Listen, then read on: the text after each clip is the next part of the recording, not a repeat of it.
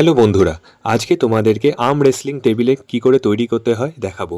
ফার্স্টে আমরা একটা প্লাই নিয়েছি আর নিচে একটা সানমাইকা, দুটোই বসিয়ে মাপ অনুযায়ী কাটাকুটি করে নিয়েছি। তারপর একটা ওয়েল্ডিং কেজ তৈরি করেছি, যেটার হাইট 44 ইঞ্চ, লেন্থ 38 ইঞ্চ আর উইথ 30 ইঞ্চ। হাইট ঠিক রেখে আমরা লেন্থ আর উইথ চেঞ্জ করতেই পারি।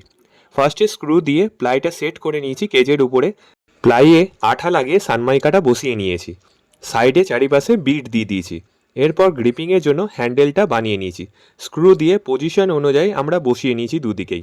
তারপর এলবো প্যাড আর পিন প্যাডগুলো ছোট ছোট প্লাই কেটে আঠা দিয়ে স্পঞ্জের উপর বসিয়ে রেক্সিন আর প্লাস্টিক দিয়ে কভার করে নিয়েছি।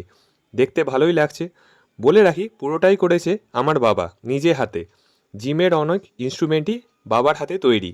ফাইনাল লুকটা একবার দেখে নিন। শিখতে হলে আসতেই হবে ড্রিম ফিটনেস জিমে।